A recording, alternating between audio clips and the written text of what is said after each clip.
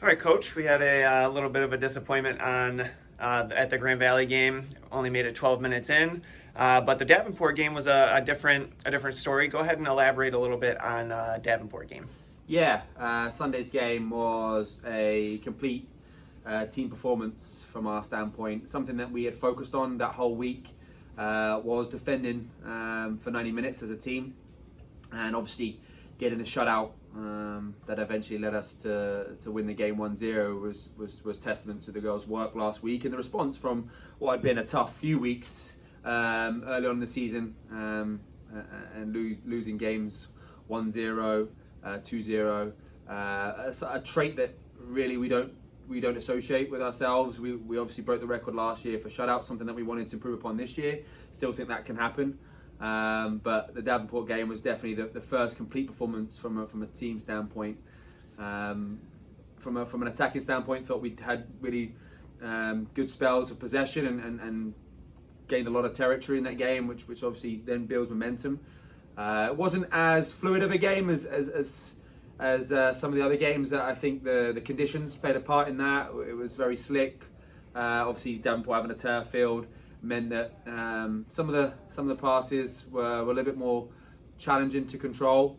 But either way, we definitely built momentum, and we're unfortunate in a way to not win it in regular time. But we made sure we kept our heads, we kept our composure in the overtime.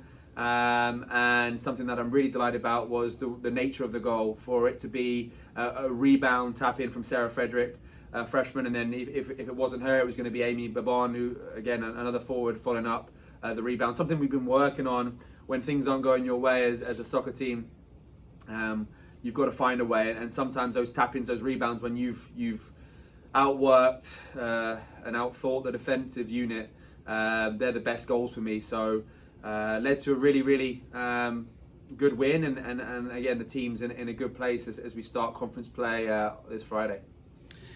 Now, speaking of conference play, go ahead and talk a little bit about the upcoming games this weekend. Yeah, so we face two GLIAC teams in Wisconsin Parkside and Purdue Northwest, two teams that are new to the conference, relatively new to the conference, but we know a lot about them, haven't played them in the last season.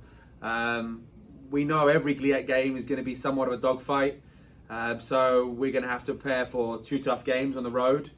But it's an exciting time because everyone in the conference is still 0-0, and some of the frustrations that have taken place in our program earlier in the year, we now get a clean slate. And we now get to start, as everyone else does with conference play, 0-0 on Friday. And our objectives are to compete and win championships. So we hope to put our best foot forward on Friday, and again we'll start to worry about Purdue Northwest Sunday's game after we take care of business on Friday. All right, thank you, Coach. Thank you.